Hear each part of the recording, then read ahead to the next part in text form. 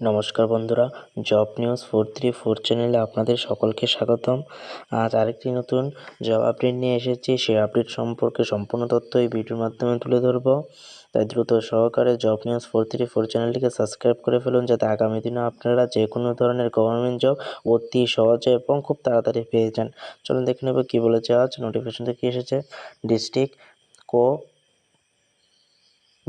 Bank recruitment 2026 vacancy organisation করেছে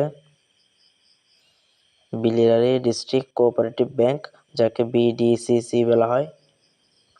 post name হচ্ছে first grade assistant, sir assistant, second grade assistant, driver, junior servant এর post এসেছে। Total vacancy হচ্ছে 82টি post আছে।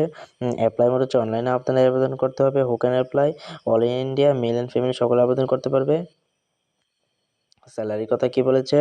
29,000 টাকা, ফার্স্ট জয়েন 29,600 টাকা, তারপর বেড়ে যাওয়া যাবে 83,700 টাকা। স্যালারি খুব ভালো আছে এখানে।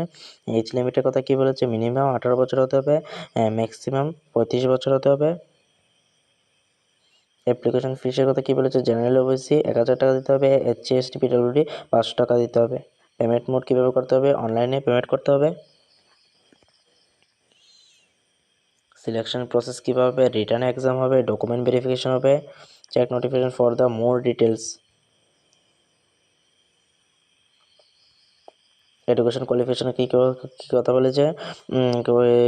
10-12 ব্যাচেলার ডিগ্রি হতে হবে। 10 পাস হলে আপনি আবেদন করতে পারবে, 12 পাস হলে আপনার আবেদন করতে পারবে, ব্যাচেলার ডিগ্রি থাকলে তাও আবেদন করতে পারবে।